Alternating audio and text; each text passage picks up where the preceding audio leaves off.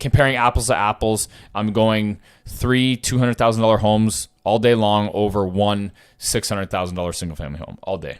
Okay, got a question from somebody on Instagram, I believe, or YouTube. I'm not exactly sure.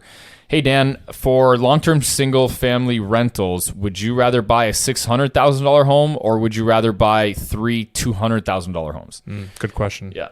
For me, I am a big advocate of unit density or number of doors. That allows you to make more mistakes, I guess you could say. As an example, I wouldn't say more mistakes, but it kind of does. It leaves a little bit more room for mistakes. But it also allows for more cash flow, because typically what you'll see is on a per square foot basis, the smaller units will rent at a higher per square foot basis than a larger property or home or rental unit or whatever. And I'll give you an example.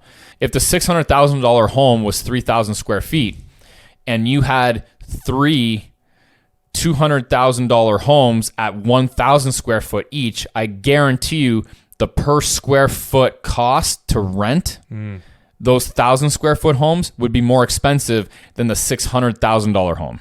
If that makes sense. Yeah, it does. You'll typically also see this in like one bedroom or studio apartments as well. They'll typically rent for a higher square foot price than a 2 or a 3. Now, I'm not advocating buying 1 bed or studio apartments over a 2 or 3 bed, unit.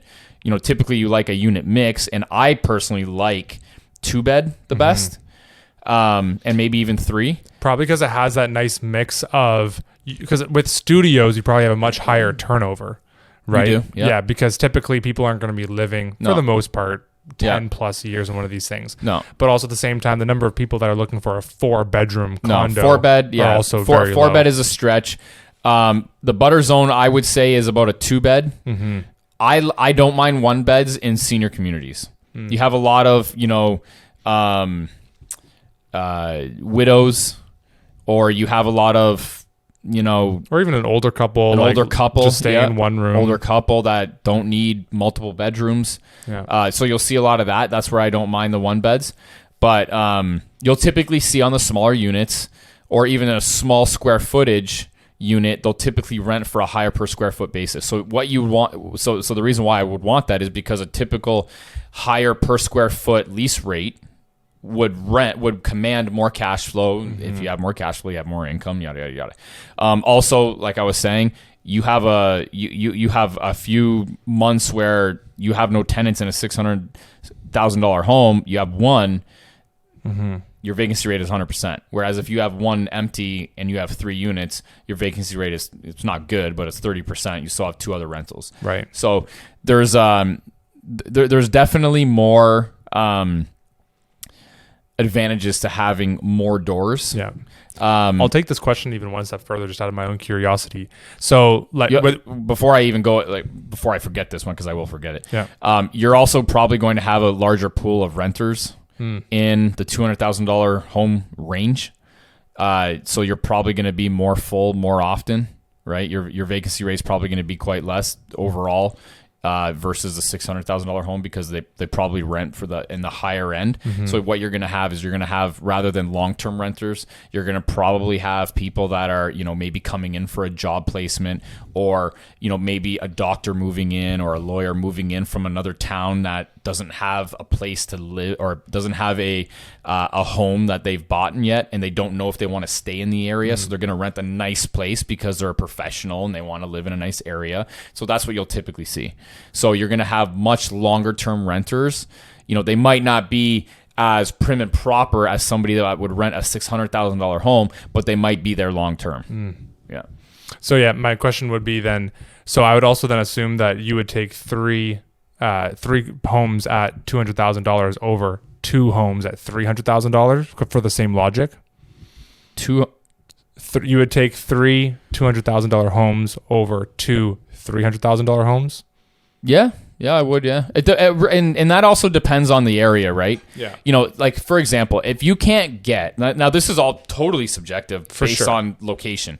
Yeah. If you cannot get a decent home for $200,000 and it's like literally in the shit of the shit areas, well, then I'm stepping up my game and I'm going higher. Right. Because I also don't want, shitty. I don't want to be a fucking zoo operator, right? I'm not looking to, rent to fucking animals, right? And people might think that that's a ruthless statement, but people in the lower end of rentals, they don't fucking care. They will rip your copper out, they'll rip your wiring out, they'll steal everything, they won't pay rent, they'll destroy your fucking property. I've been there, you can't fucking argue with me. Yeah. It is what it is. And that would be a deciding factor based on location. If the $200,000 rental mark is too low, where you're gonna pull a non-savory style of tenant, then for sure I'm stepping up on value. No question. I'm going up in value. I'm renting. I'm going in a nice area. We're talking about $600,000 family single family home versus $200,000 single family home in good locations, if that even exists anymore, which might be far and few between. But you get what I'm trying to say. If comparing apples to apples, I'm going 3 $200,000 homes all day long over one $600,000 single family home all day. But the $200,000 homes have to be in good locations.